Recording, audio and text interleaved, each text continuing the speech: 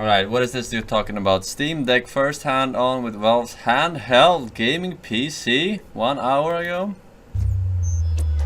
Really? Handheld I'm PC? Bo Moore with IGN, and this is the Steam Deck, Valve's brand new handheld gaming PC. I'm here at Valve, where I've spent the last few days going hands-on with the Steam Deck, as well as chatting with the people who made it. We've got a lot to cover, so let's dive right in.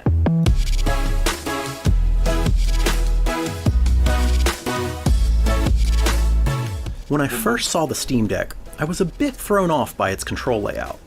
The thumbsticks are in line with the D-pad and face buttons, which looks a bit odd when you're used to the more offset angle found on most controllers. However, as soon as I held it myself, the layout felt completely natural.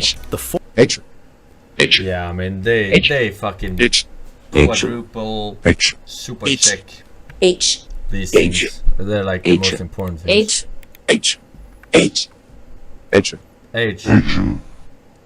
Knight, what do you think of the gifted sub? Warfire STB, welcome back.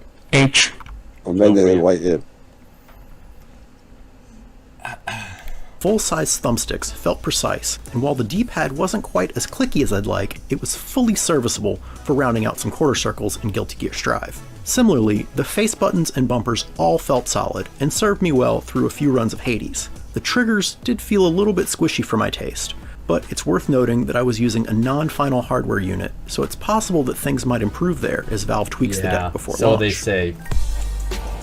On the backside are 4 rear buttons, a welcome feature for anyone who's grown accustomed to using pro-style controllers like the Xbox Elite.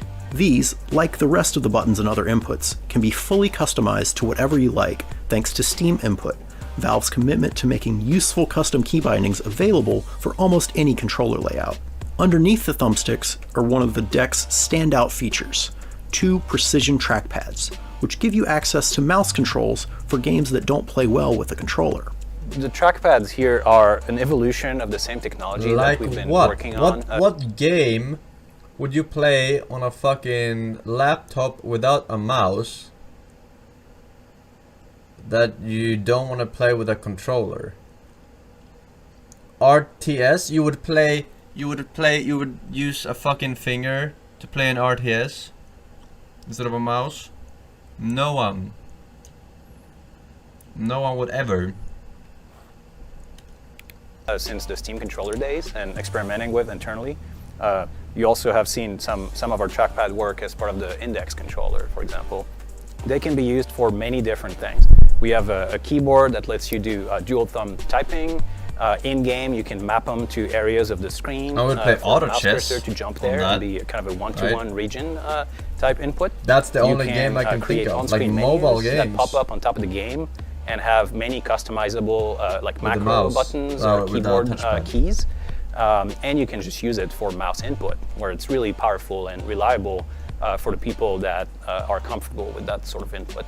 Both the thumbsticks and the trackpads are also capacitive, which means they can tell when your finger is on them.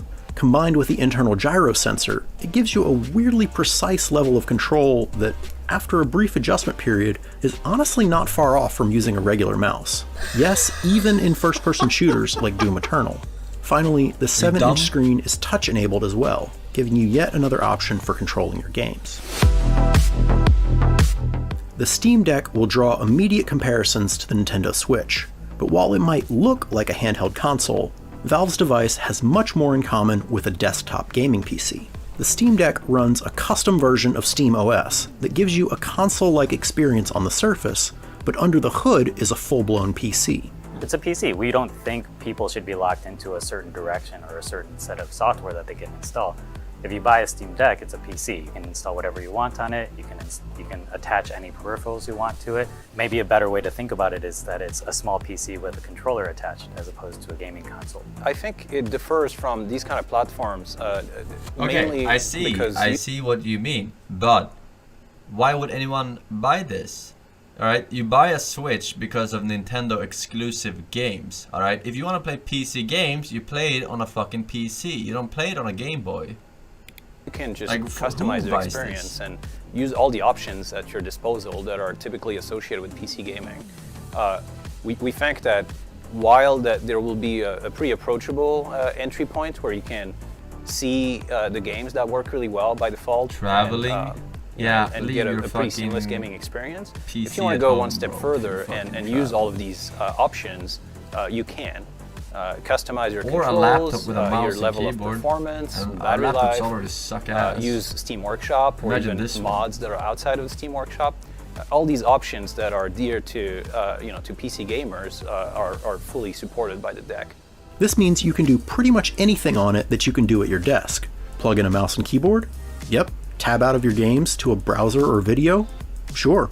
Load up third-party programs or even other game stores? No problem. You could even wipe SteamOS entirely and install a fresh version of Windows if you want. But I will say the default SteamOS is smooth and efficient at getting you into your games, so I would imagine most people won't want or need to go that far. The point is, you can if you want to. Importantly, this also means that all of Steam's features, like cloud saves, are fully functional here. You can start playing a game on your desktop PC, save and quit, then load up and continue playing portably on your Steam Deck. Look at my all of your batches. progress, Wow, key batches, such a great video. Forsen batches, they are so fun. Batches, look at it. Forsen batches. Now I'm looking at it.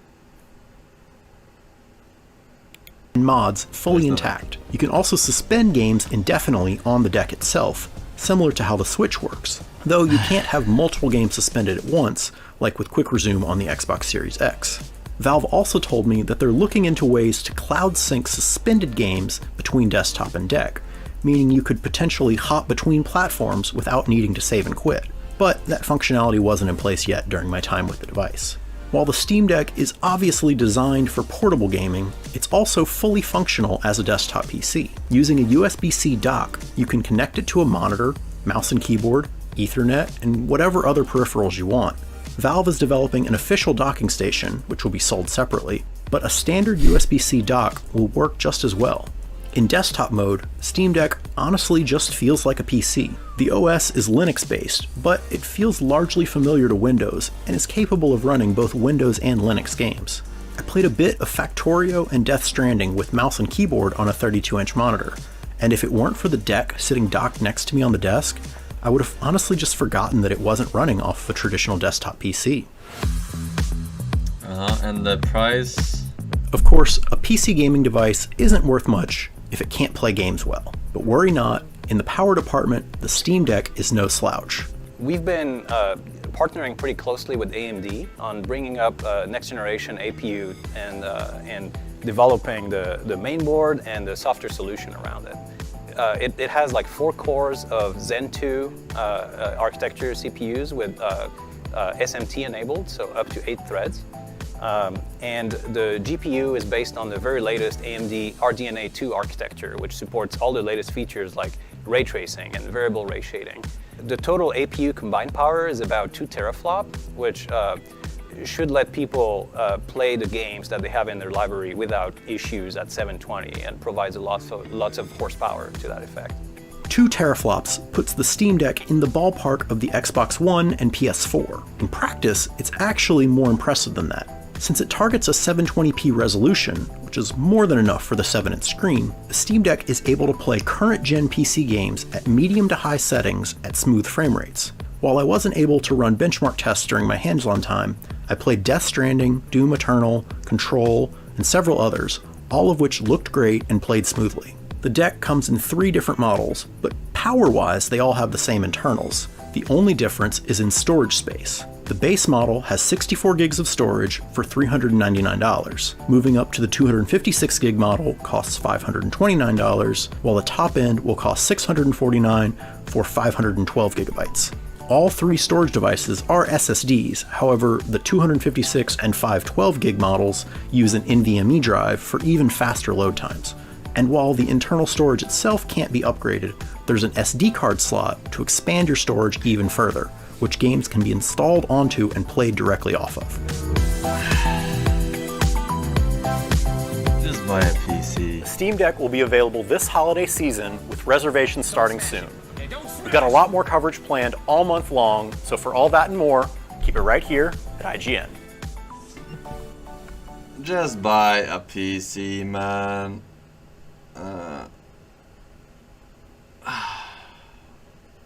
Don't buy a laptop.